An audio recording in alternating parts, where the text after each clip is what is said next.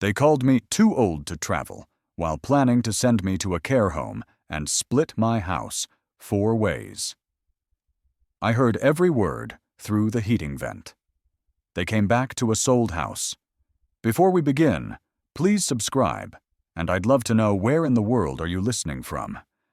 They said I was too old to fly, but the way they said it, that's what really took the air out of my lungs.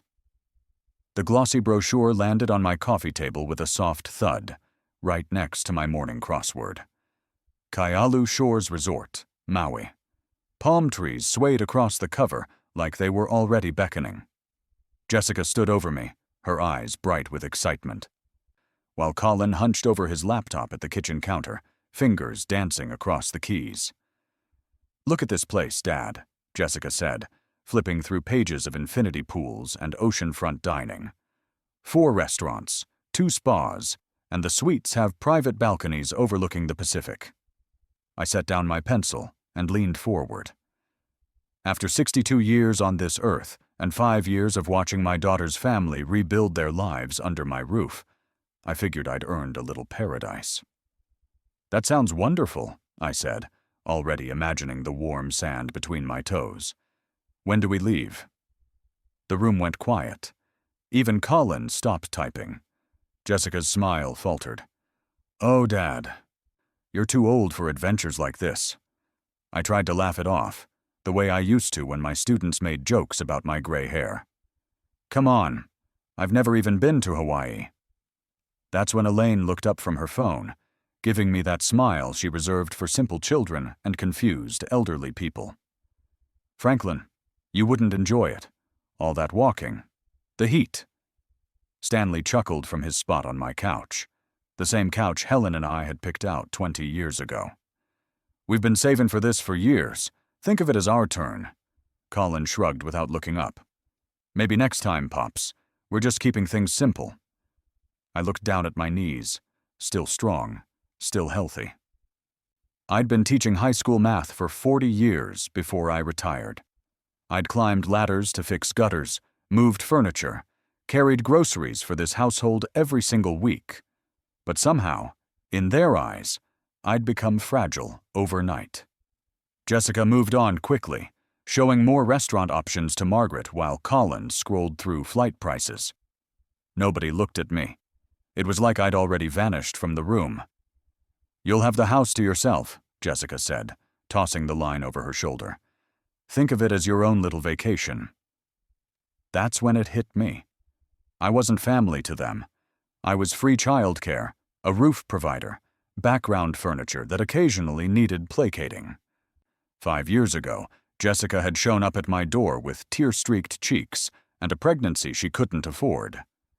"We just need a few months," she'd promised. Those months had stretched into years, filled with $14,000 in roof repairs, $18,000 in groceries, car payments when Colin's credit ran dry, medical emergencies that somehow always landed on my checkbook. I'd given up my den so Colin could have an office. I still slept in the same bedroom I'd shared with Helen, surrounded by her pictures and the faint scent of her perfume that clung to the curtains. But I'd never asked them for rent. Not once. Helen would have called this out. She was kind, but firm. Protective of boundaries the way I never learned to be. "Mom always said you needed someone to look after you," Jessica said softly, and I froze. Helen never said that. She used to tell me I was too generous for my own good, but she never thought I needed looking after. Later that evening, I tried to talk to Jessica one-on-one. She brushed me off with a pat on my shoulder. "Don't overthink this, Dad. Just relax." Colin made a joke about not letting me use the power tools while they were gone. "We don't want any DIY disasters, right?" They all laughed. Even my grandkids didn't ask if Grandpa was coming. I walked back to my bedroom, the hallway feeling longer than usual. The same hardwood floors where Helen and I had danced on our 30th anniversary creaked under my feet. But something had shifted inside me. I wasn't sad anymore. I was awake. The house settled into its nighttime quiet around 11. That's when I heard the voice drift up through the heating vent, clear as a bell. Once we get him into Golden Pines, we'll finally have the house. And peace. It wasn't the words that broke me. It was how easily they came. I sat frozen in Helen's old vanity chair, the one I couldn't bring myself to move even after 5 years.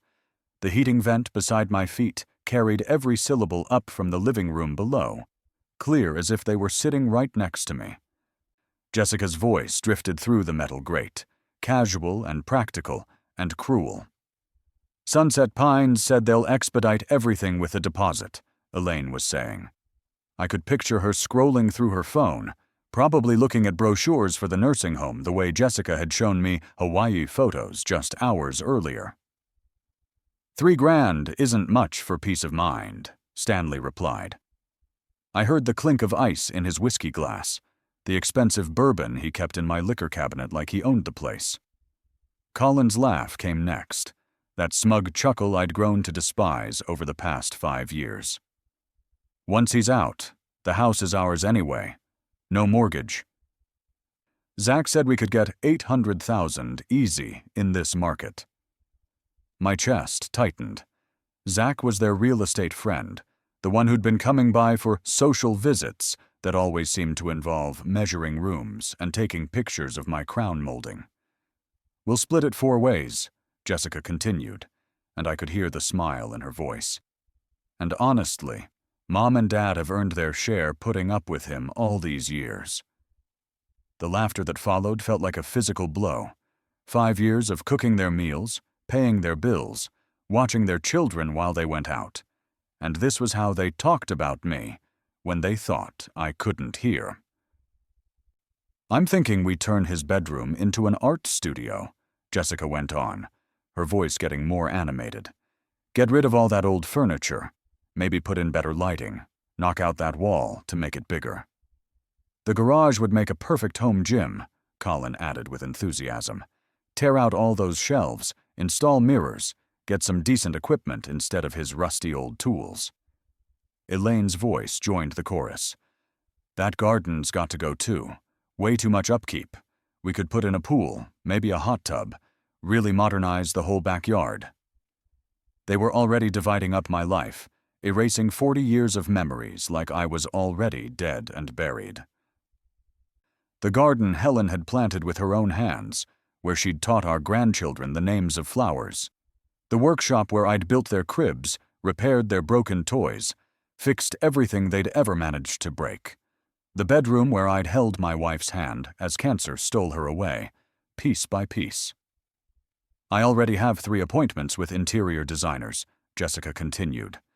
Sarah says we could really open up the floor plan, make it feel more contemporary. What about the old man's stuff? Colin asked, and I could picture him gesturing dismissively. Estate sale, Stanley said matter-of-factly. Most of it's worthless anyway. Old furniture, outdated electronics. Probably get a few $100 if we're lucky. Helen's china set might be worth something, Elaine mused. I saw similar pieces on that antiques show. My hands clenched into fists. Helen's grandmother's china, the set she'd treasured and only brought out for special occasions. The set Jessica had begged to inherit someday, promising she'd take good care of it. But something strange happened as I continued listening. I didn't cry. I didn't rage. Instead, my mind shifted into the same analytical mode I'd used for 4 decades of teaching problem-solving to teenagers who thought they could outsmart me. This wasn't just betrayal. It was premeditated financial abuse. And they'd made a critical error. They'd underestimated the man they were trying to dispose of. The memories came flooding back as I sat in the pre-dawn darkness, each one a reminder of how I'd gotten to this point. Jessica at 16, failing algebra and begging me to talk to her teacher. I'd spent 3 weeks tutoring her every evening until she passed. When she got pregnant at 19 with a boy who disappeared the moment he heard the news, I was the one who drove her to doctor appointments and held her hand during ultrasounds. When she married Colin and they lost their first apartment because he'd been laid off for the 3rd time, guess whose door they knocked on? "We'll pay you back, Dad," she'd promised each time, "as soon as we get on our feet." But they never did get on their feet, did they? Instead, they'd gotten comfortable with me paying their way while they saved up for Hawaii vacations and nursing home deposits. I got up quietly and walked to Helen's old jewelry box, the mahogany one with the hidden compartment she'd shown me years ago. "Just in case," she'd said with a wink, tucking away a few $100s in mad money. Inside was a black notebook labeled "House Expenses" in my careful handwriting. Every loan I'd made them, every bill I'd covered, every broken promise, itemized and dated over 5 years. Car insurance for Colin when his credit was shot, $1,200, never repaid. Jessica's emergency dental work when she claimed she had no insurance, $4,000, never repaid. Colin's DUI lawyer fees that he swore he'd pay back within 6 months, $3,500, never repaid. New tires for their SUV, grocery bills when they were between jobs, medical copays, school supplies for the grandkids, Christmas presents they couldn't afford, but promised anyway. The total came to $63,418 in unreciprocated support. I pulled out the original deed to the house, filed carefully under H for Helen.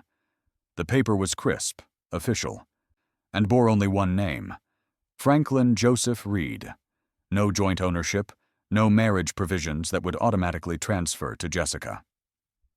Helen and I had been careful about that after her first husband tried to take her mother's house in their divorce decades earlier. "They think you're gone," I whispered to Helen's photograph on the mantel, the one where she was laughing in our backyard, dirt on her gardening gloves and pure joy on her face. "But I can still hear you." I could almost see her sitting on the edge of our bed, shaking her head at Jessica's latest crisis. "You always believe the best in people, Frank," she'd said more than once. "That's your strength and your weakness. But there comes a time when belief has to meet reality." Helen had also taught me something else. Patience wasn't the same as weakness, and right now they'd confused the two for the last time. I opened my laptop, the same one Colin had called ancient when he couldn't figure out how to connect his gaming system to my internet. My fingers found the keyboard easily. After 40 years of grading papers and entering grades, I could type faster than most kids half my age. The search led me to Derek Cole Real Estate, the agency Jessica had mentioned in passing weeks ago. I filled out their contact form at 12:43 in the morning, my message simple and direct. Single-family home, Brookdale, no mortgage, seeking fast sale, cash preferred, urgent, owner occupied. I didn't sleep that night. Instead, I walked through my house room by room, mentally cataloging what belonged to them and what belonged to me. Jessica's designer handbags cluttering the hallway closet, bought with my grocery money while she claimed she was too broke to contribute to household expenses. Colin's high-end gaming setup taking up half the living room, complete with a chair that cost more than most people's monthly rent. Stanley's collection of Cuban cigars hidden behind the Christmas decorations in my basement. Elaine's monthly wine club shipments that filled my kitchen counter and my credit card statement. Each item was a reminder of how they'd used my generosity as their personal ATM while plotting to throw me away, like yesterday's newspaper. In the quiet hours before dawn, I opened a new document on my computer and began typing. Exit strategy. Franklin Reed appeared at the top of the page. Below it, I created a timeline. Day 1 through 2. Property evaluation and legal preparation. Day 3 through 5. Secure new housing and storage. Day 6. Complete sale and transfer ownership. Day 7. Disappear. By 6 in the morning, I had a comprehensive plan. Not the desperate, emotional reaction they'd probably expect from the confused old man they thought they were dealing with. This was methodical, legal, and absolutely ironclad. At 7:05, my phone buzzed with an incoming call. The caller ID showed a local number I didn't recognize. "Mr. Reed, this is Derek Cole from Cole Real Estate. I got your message about selling your property. You said you're looking to move fast. How fast are we talking?" I looked out at the sunrise, painting my living room walls gold, the same light that had streamed through these windows every morning for 30 years. The same light that had illuminated Helen's face as she drank her coffee at the kitchen table. The same light that would soon be shining on someone else's life. My voice was steady when I answered. 10 days, maximum. They planned to put me in a nursing home. I planned to put them out of my house. Quietly, legally, and for good. Derek Cole arrived at my front door at exactly 10:30, just as I'd requested. He was younger than I'd expected, maybe mid-40s, wearing a crisp navy suit and carrying a leather portfolio that screamed competence. His handshake was firm, his eyes sharp, as he took in the meticulously maintained exterior of 1268 Willow Lane. "Mr. Reed," he said, stepping into my foyer, "I have to admit, your call surprised me. Most people don't contact real estate agents at midnight asking for a 10-day sale." I gestured for him to sit on the couch, the same one Stanley had claimed as his personal throne for the past 5 years. "My daughter mentioned your name a while back," I said calmly. "Figured I'd save you the trouble of chasing signatures she'll never have the authority to provide." His eyebrows went up at that. "She mentioned selling the house." "She mentioned a lot of things." I pulled out the deed from Helen's jewelry box and placed it on the coffee table between us.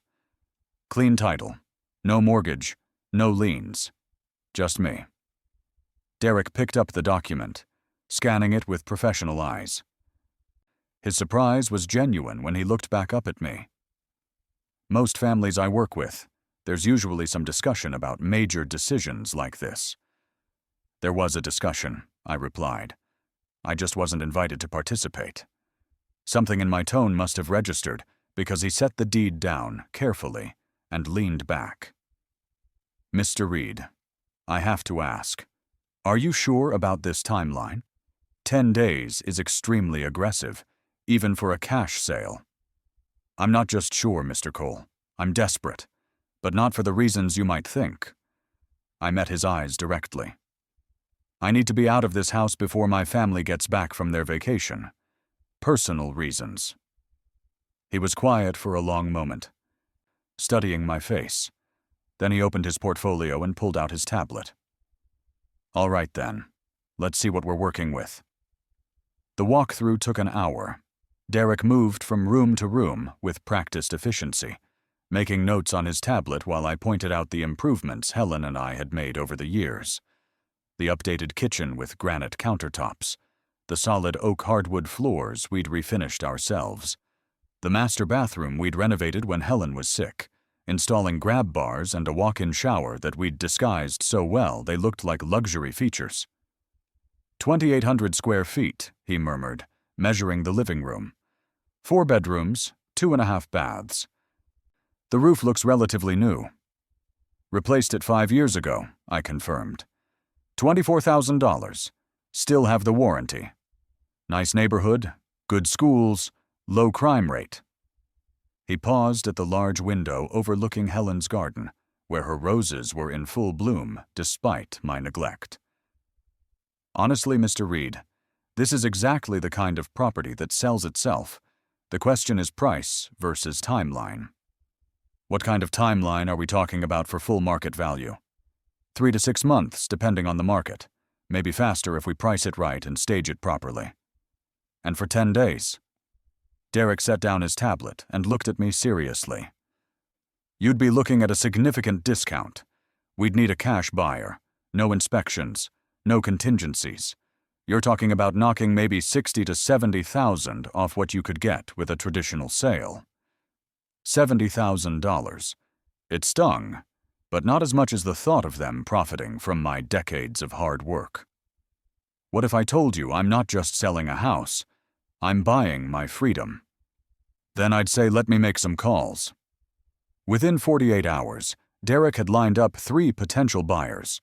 The first was a young couple looking for a flip property, but they wanted time for inspections. The second was an investor from Tampa, but he lowballed the offer so aggressively I hung up on him mid-sentence. The third was Marshall Graves. He arrived Wednesday afternoon in a silver BMW that gleamed like a mirror, late 50s, steel gray hair, and a handshake that suggested he'd built his fortune by knowing exactly what he wanted and taking it. He represented OmniLend Acquisitions, a company that specialized in buying suburban homes for rental properties. "Mr. Reed," he said, stepping out of his car and immediately scanning the neighborhood with calculating eyes. "Derek tells me you're motivated to move quickly. That's one way to put it." Marshall spent less time looking at the house itself and more time analyzing its potential. He walked the property line, noted the mature trees, checked sight lines to neighboring houses. When we went inside, he was more interested in the layout than the finishes. "Good bones," he said, running his hand along the original crown molding in the dining room. "Solid construction, established neighborhood. What's the rental market like around here?" "Strong," I replied. "Young families, professionals. Most people stay for years." "That's what I like to hear."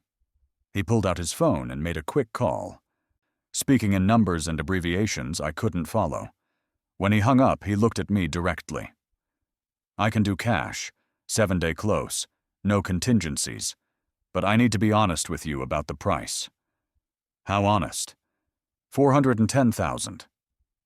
It was nearly 60,000 below what Derek estimated as market value, but it was also cash, guaranteed, with no chance of falling through.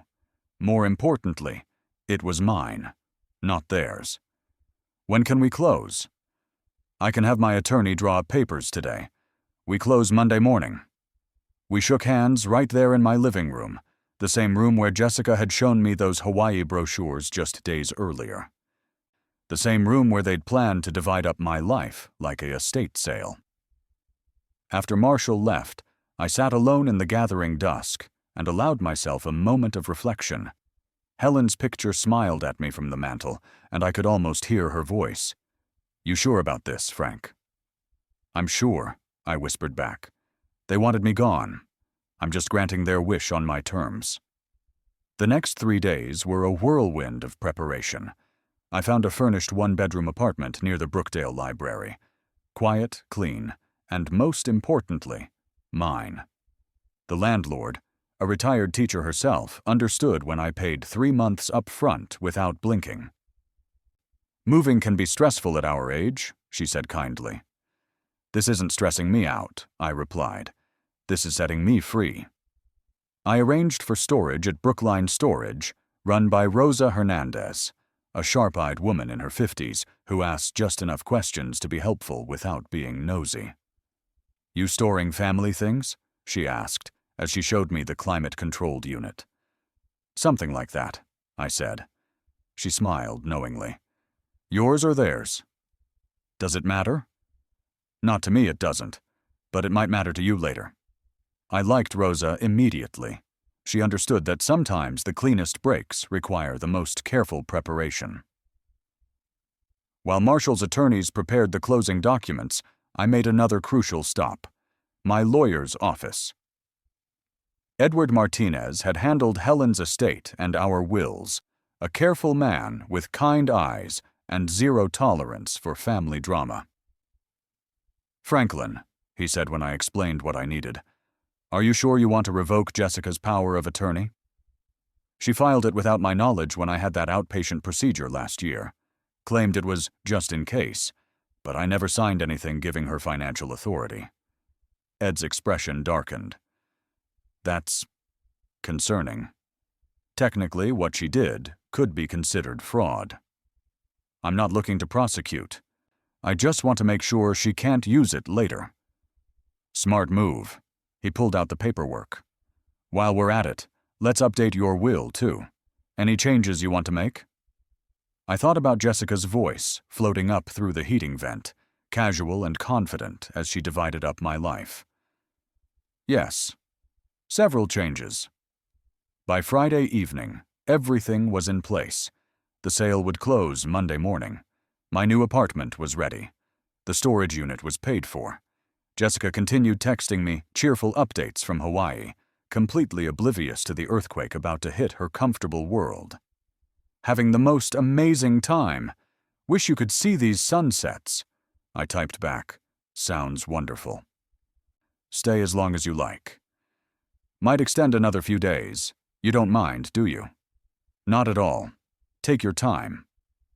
What I didn't tell her was that the extra time was perfect. It would give me a full week to move their belongings into storage before they returned. A full week to disappear from their lives as completely as they'd tried to disappear me from mine. Saturday morning, I walked through the house one final time as its owner. In 12 years, Helen and I had filled these rooms with love, laughter, arguments, reconciliations, and dreams. For the last 5 years, I'd filled them with the sound of other people's children, other people's problems, other people's plans. Monday morning. It would belong to Marshall Graves and Omniland Acquisitions. But tonight, for just a few more hours, it was still mine. I poured myself a glass of Helen's favorite wine, a bottle I'd been saving for a special occasion, and stepped out onto the back porch. The garden she'd planted was in full bloom, roses and jasmine and the little herb garden where she used to cut fresh basil for Sunday dinners. Tomorrow, love, I said to the evening air. It all changes. My phone buzzed with another text from Jessica. Dad, we might stay until Wednesday. This place is like paradise. Hope you're doing okay on your own. I smiled as I typed my response. I'm doing better than I have in years. Enjoy every minute. At 8:30 Monday morning, I sat across from Marshall Graves and his attorney at Ed Martinez's conference table. The closing documents were spread between us like a battle plan, each signature bringing me closer to freedom. Any last-minute concerns, Mr. Reed? Ed asked. I thought about Jessica's designer handbags, Colin's gaming equipment, Stanley's cigars, and Elaine's wine collection, all of which would be packed and stored by the end of the week. I thought about the family who'd planned to warehouse me in a nursing home while they lived in my house and spent my money. None at all, I said, and signed my name with a steady hand. Marshall handed me a cashier's check for $410,000. Pleasure doing business with you, Mr. Reed. The pleasure, I replied, is entirely mine. They went looking for paradise.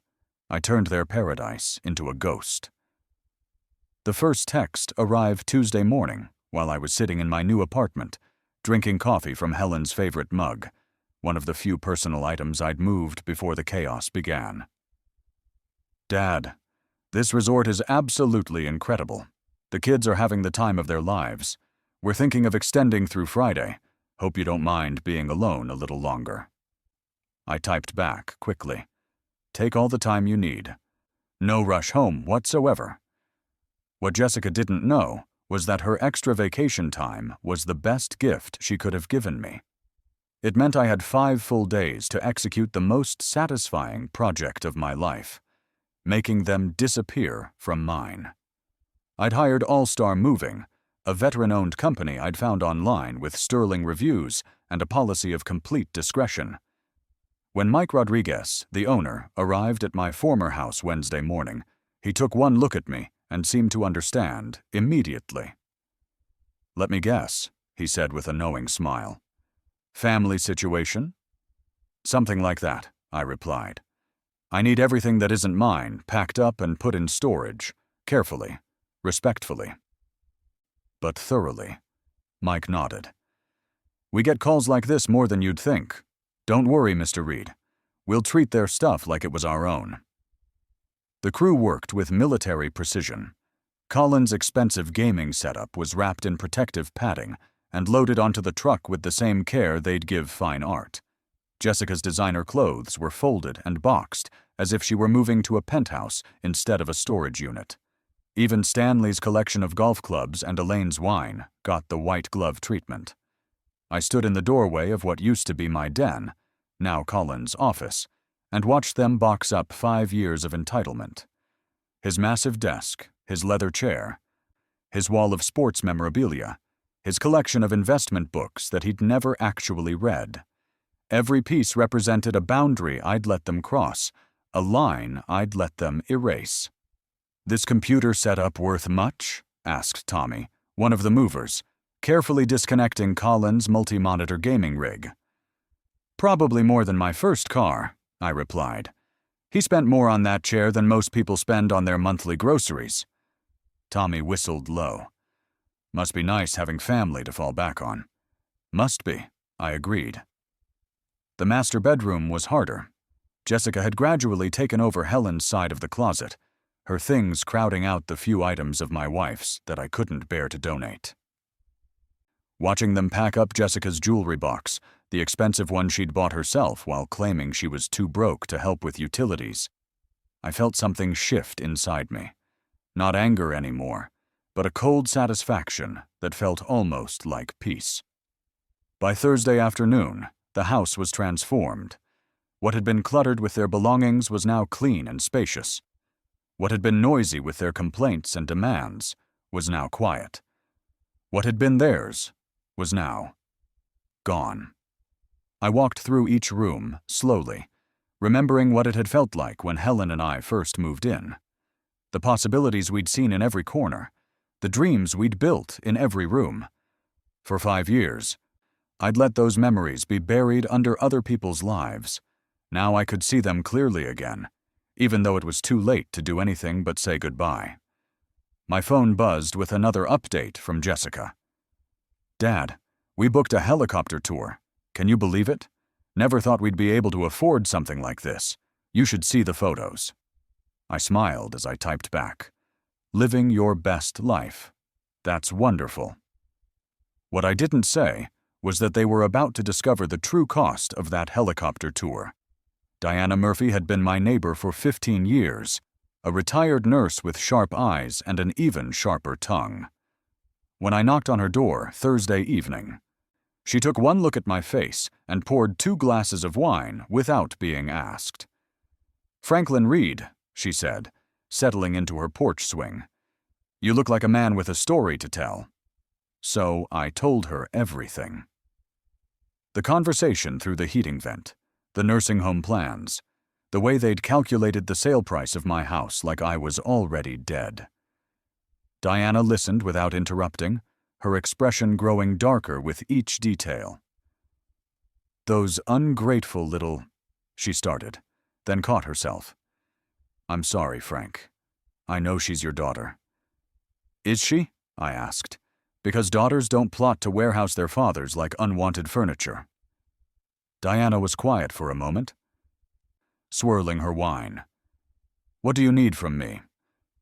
"When they come back and find the house sold, they're going to have questions. They might even cause a scene. And you want me to be the friendly neighborhood spokesperson. I want you to be the truth teller, because somebody needs to say out loud what they did." Diana raised her glass. "Franklin, it would be my absolute pleasure." Friday morning, I completed the final phase of my plan. The house had been cleaned from top to bottom by a professional service I'd hired. Another expense I'd never be able to claim back, but one that felt necessary. Marshall's property management team would be taking over Monday, and I wanted them to find the place spotless. I did one last walkthrough, checking every room, every closet, every corner where memories lived. In the kitchen, I could still see Helen making Sunday breakfast, flour in her hair, and laughter in her eyes. In the living room, I remembered teaching Jessica to ride a bike, her 5-year-old determination stronger than her balance. But I also remembered more recent scenes, Jessica rolling her eyes when I asked for help with groceries, Colin monopolizing the TV with games and gambling apps, Stanley eating food he didn't pay for while complaining about the quality of my cable package.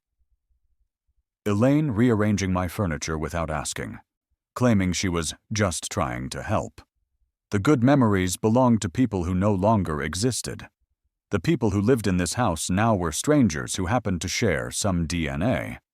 I placed the storage unit key and Rosa's business card on the kitchen counter, along with a note written in my careful teacher's handwriting. Your belongings are safe and climate-controlled. You have 30 days to claim them. After that, everything will be donated to charity. You can reach me through Diana Murphy if you have questions. Dad.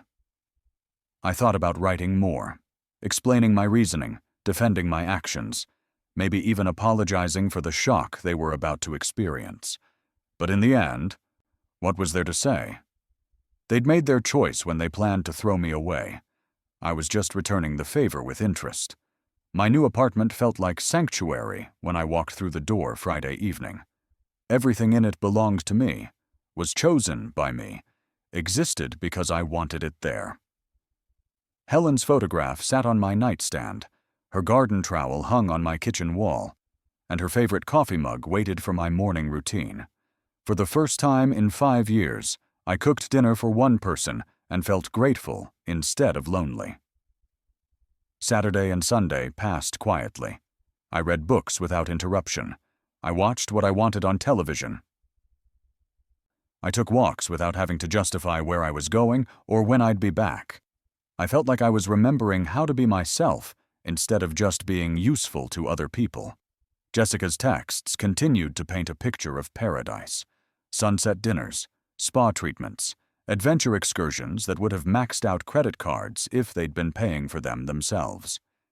Each message was a reminder of what they valued more than family loyalty. Having the most incredible massage right now. This place has ruined us for real life. Colin tried surfing today. Epic fail, but so fun to watch. The kids want to stay forever. Honestly, so do we. Sunday night. I sat on my small balcony with a glass of wine and watched the sun set over Brookdale. My phone rang, Jessica's number lighting up the screen. "Hey, Dad," she said, her voice bright with vacation happiness. "Just wanted to check in. How are you holding up?" "Better than I have in years," I replied honestly. "That's great. We were worried about leaving you alone for so long, but it sounds like you're managing okay." "I'm managing perfectly." Good, good.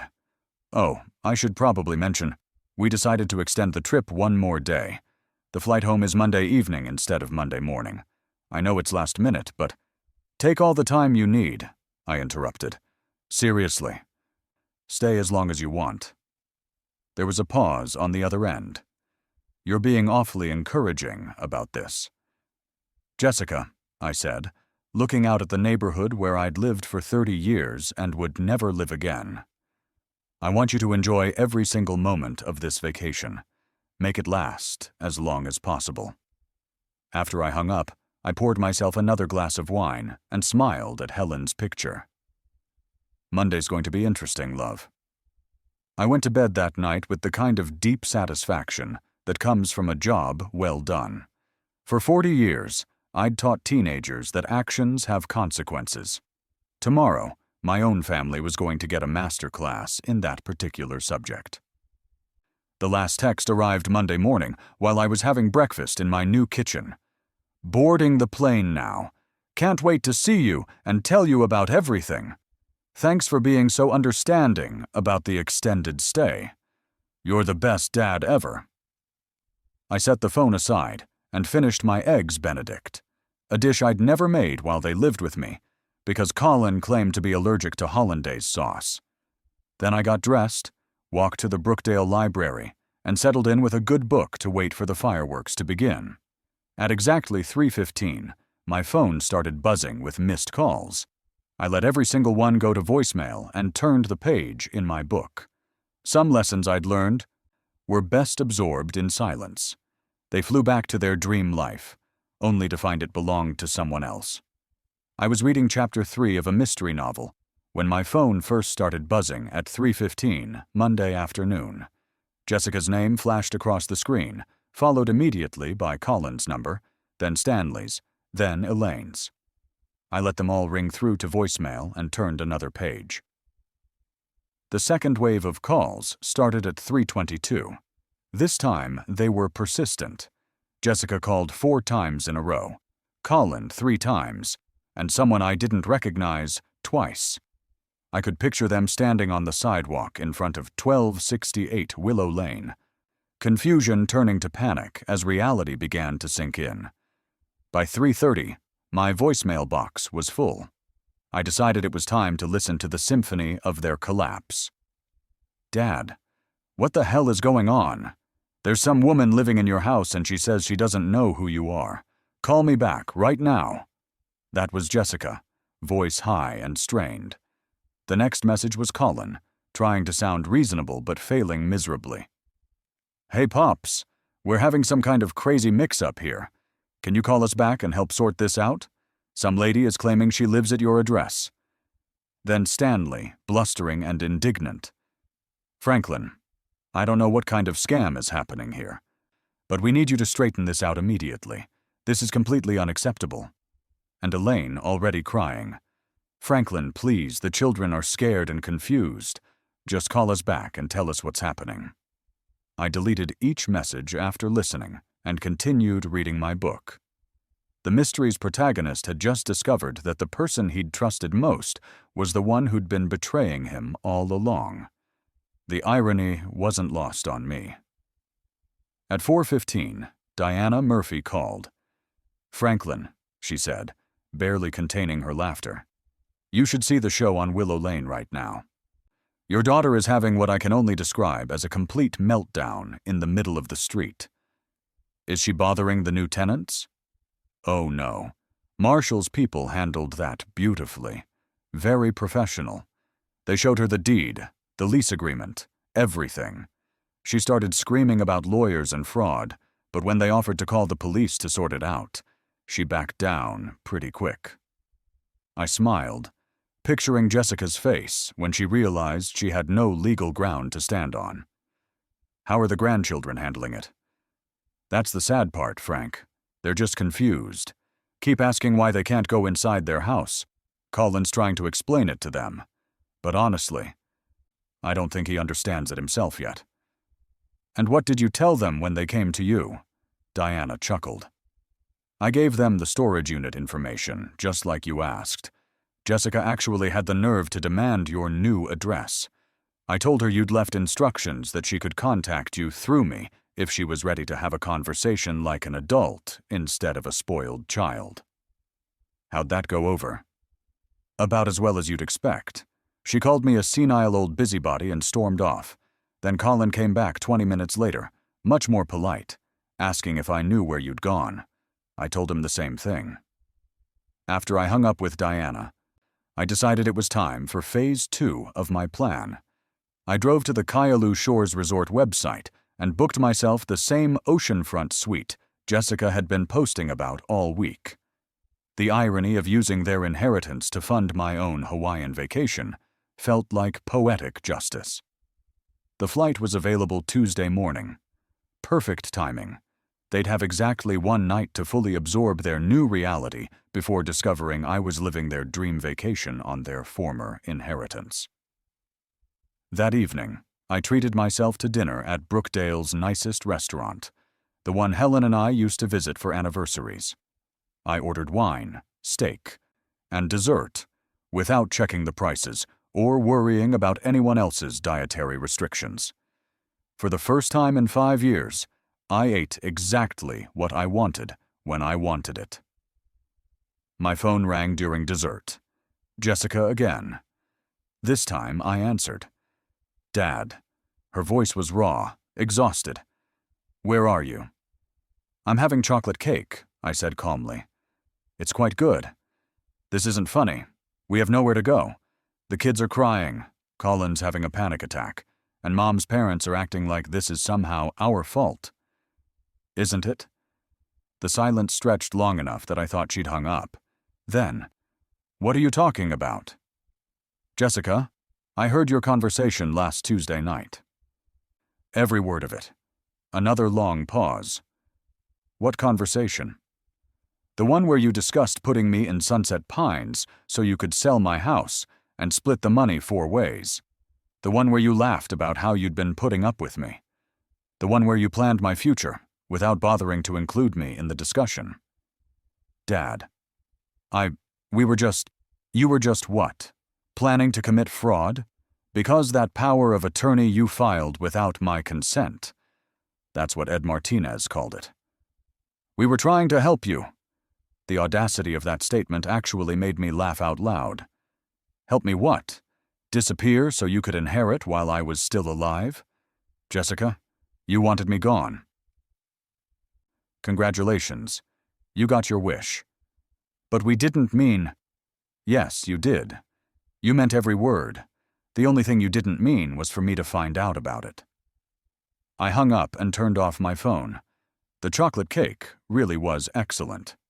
Tuesday morning, I was sipping coffee at 30,000 feet when my phone came back to life. 68 missed calls, 43 voicemails, dozens of text messages ranging from angry to desperate to apologetic. I scrolled through them while the flight attendant offered me a warm towel. Jessica had progressed through the stages of grief at record speed. Denial. This has to be some kind of mistake. Anger. You can't just abandon your family. Bargaining. We'll pay you back every penny. And what looked like the beginning of depression. I don't understand how it came to this. Colin's messages were more practical, focused on immediate problems. Where were they supposed to live? How were they going to get their stuff out of storage? Did I realize I'd left them homeless with 2 small children? Stanley and Elaine's messages were pure entitlement, demanding I fix the situation immediately and threatening legal action that we all knew they couldn't afford. But it was the final message, sent at 6:30 that morning, that made me smile. It was from Jessica, and it was only 7 words long. Dad, I'm sorry. Please call me. I deleted it along with all the others. The Kailua Shores Resort was everything Jessica's photos had promised and more. My oceanfront suite had a private balcony overlooking a beach that looked like it had been painted by angels. The staff was attentive without being intrusive, the food was exceptional, and the silence was absolute. No one demanded I fix their problems. No one criticized my choices or made me feel guilty for wanting nice things. No one treated me like a walking ATM or discussed my future behind my back. For the first time in 5 years, I was exactly where I wanted to be. Wednesday afternoon, I was poolside with a Mai Tai when I decided to send Jessica a single text message. I hope your trip was everything you imagined. Mine certainly is. She called immediately. I let it ring. An hour later, she tried again. And again. By evening, I had 14 missed calls from her alone. The desperation was becoming palpable, and I found I didn't feel sorry for her at all. Thursday brought a breakthrough. Diana called while I was having breakfast on my balcony. Franklin, they came by again yesterday. All 4 of them, plus the kids. But something was different. Different how? They weren't angry anymore. Jessica looked like she'd been crying for days. Colin actually apologized to me for being rude earlier. And get this, Stanley and Elaine left in their own car. Apparently, they're staying at some budget motel because Jessica and Colin can't afford to put them up anywhere decent. Trouble in paradise? More like reality setting in. Colin's been job hunting seriously for the first time in years. Jessica signed up for some kind of night school program. They're staying at Stanley and Elaine's condo, but Diana from across the street says there's a lot of yelling coming from that direction. The children. That's the only part that bothers me, Frank. They keep asking when Grandpa's coming home. They don't understand why everything changed. I was quiet for a moment, watching waves crash against the beach below. The grandchildren were innocent in all this, but they were also Jessica and Colin's responsibility, not mine. Diana, when they ask about me again, tell them I'm somewhere warm and safe, doing exactly what I want to do. Should I tell them you miss them? I considered that question while a tropical bird landed on my balcony railing, bright and fearless and free. Tell them Grandpa learned that sometimes the people who love you most are the ones who respect your choices. not the ones who try to make choices for you. Friday evening. I was enjoying a sunset dinner at the resort's finest restaurant when my phone buzzed with a text from an unknown number. The message was simple. Please. I knew it was Jessica, probably using someone else's phone since I'd stopped responding to hers. For a moment, I felt something that might have been sympathy. Then I remembered her voice through the heating vent, casual and confident as she discussed selling my life out from under me. I typed back a single line. Some lessons can't be explained. They have to be experienced. Then I turned off my phone, ordered another glass of wine, and watched the sun paint the sky in shades of freedom I'd forgotten existed. Tomorrow, I would decide whether to extend my stay or return to my new apartment in Brookdale. But tonight, I was exactly where I belonged, somewhere they could never take away from me again. The waiter brought my dessert, chocolate lava cake with vanilla ice cream, and asked if there was anything else I needed. Not a thing, I replied, and for the first time in 5 years, I meant it completely. They wanted me gone. So I gave them what they wanted, forever. I spent 7 days in paradise, and every sunrise felt like vindication. Each morning, I woke up in the same oceanfront suite Jessica had bragged about, sipping Kona coffee while waves crashed 50 feet below my balcony. The irony wasn't lost on me. I was living their dream vacation using money from the house they'd planned to steal. Justice, it turned out, tasted like tropical fruit and freedom. My phone stayed off most of the time, but when I did check it, the messages had evolved from desperate to defeated.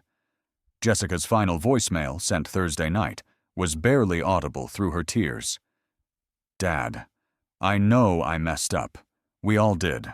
I don't know how to fix this. Please, just tell me there's a way to fix this.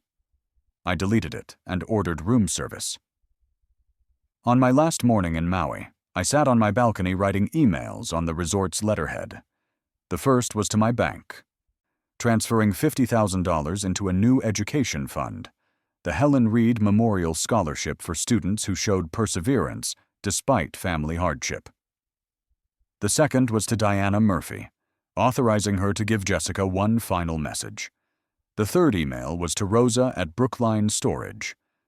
Effective 30 days from today, if personal belongings in Unit 349 remain unclaimed, please donate everything to local charities.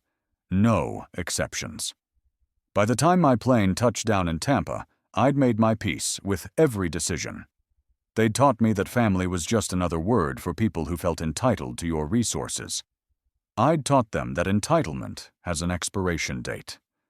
Diana was waiting on her porch when my taxi pulled up to the apartment complex Sunday evening.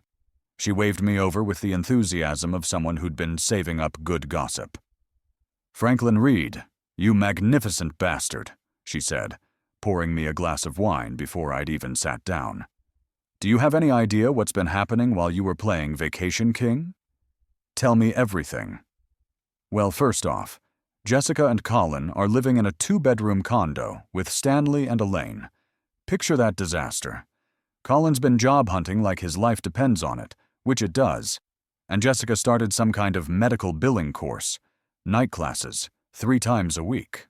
I raised my eyebrows. Jessica's actually working toward something? Gets better. Stanley and Elaine are fighting constantly because their retirement money is going toward supporting 2 adults and 2 children they didn't budget for. Elaine actually got a part-time job at Target. Target, Franklin. The woman who wouldn't shop anywhere that didn't validate parking is now wearing a red polo shirt and asking if you want a store credit card. Despite everything, I felt a small stab of something that might have been sympathy. Then I remembered their laughter as they planned to warehouse me, and the feeling passed. The kids? That's the hard part. They're resilient, but confused. They keep asking why Grandpa moved away without saying goodbye. Jessica's been trying to explain it to them, but how do you tell a 4-year-old that Mommy tried to steal Grandpa's house? What have you been telling them when you see them? Diana smiled grimly. that sometimes adults make mistakes, and those mistakes have consequences, but that doesn't mean Grandpa doesn't love them. They seem to understand that better than their parents do. Monday morning, I received a formal letter from a law office in Tampa. Jessica had hired an attorney to explore whether my sale of the house constituted some form of financial abuse or fraud. I forwarded it to Ed Martinez with a note. Please respond appropriately. His response was swift and devastating. Not only was every aspect of my sale completely legal, but Jessica's attempt to use a fraudulent power of attorney could result in criminal charges if I chose to pursue them. The attorney withdrew from the case the same day. That afternoon, Jessica appeared at Diana's door one final time. Diana called me immediately. She wants to see you, Franklin. Says she understands now why you did what you did, and she's not asking for the money back. She just wants to talk. What did you tell her? That you'd left instructions. If she wanted to contact you, she needed to write a letter explaining exactly what she understood and how she planned to be different going forward. No demands, no excuses, just accountability. And she's thinking about it. A week later, Diana brought me the letter. 3 pages, handwritten, with tear stains on the final page. Jessica had done something she'd never done before. She'd taken full responsibility without trying to shift blame or make excuses. She understood that planning to put me in a nursing home against my will was wrong. She understood that using a fraudulent power of attorney was illegal. She understood that living in my house for 5 years without contributing fairly was financial abuse. She understood that I'd heard them laughing about it, and why that had been the final betrayal. Most importantly, she understood that earning forgiveness would require proving she'd changed, not just promising she would. I read it twice, then put it in a drawer. 3 months later, Diana reported that Jessica had finished her medical billing course and found a job at a doctor's office. Colin was working construction, the first steady employment he'd had in years. They'd moved into their own apartment, small but clean, and were paying their own bills for the first time since I'd known them. 6 months after that, I received a check for $800. The memo line read, "First payment on what we owe you. Many more to come." Jessica. I deposited it into the Helen Reed Memorial Scholarship Fund. A year later, I ran into them at the grocery store. The grandchildren saw me first, running over with the uninhibited joy that only small children can manage. Jessica and Colin hung back, uncertain, until I knelt down to hug the kids. "We missed you, Grandpa," my grandson said. "Mommy says you had to move away because grown-ups made mistakes."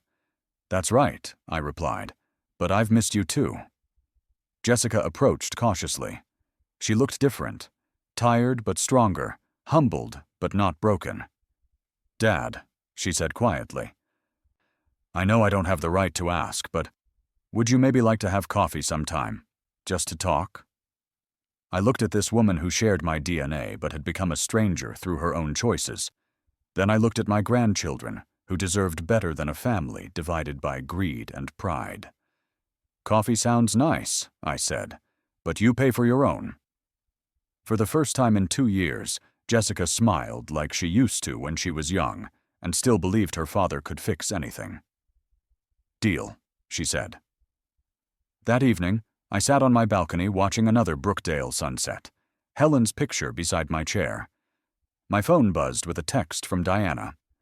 "Saw you at the store today. How do you feel about maybe letting them earn their way back?" I typed back. "They said I was too old to fly, but the truth is, I was just waiting for the right destination." Some lessons I'd learned couldn't be taught. They had to be lived through, suffered through, and survived. But sometimes, if you were very lucky, they could also be overcome. The air was warm, my apartment was quiet, and for the first time in years, the future felt like a gift instead of a burden. I raised my glass to Helen's photograph and whispered, "We did good, love. We did real good."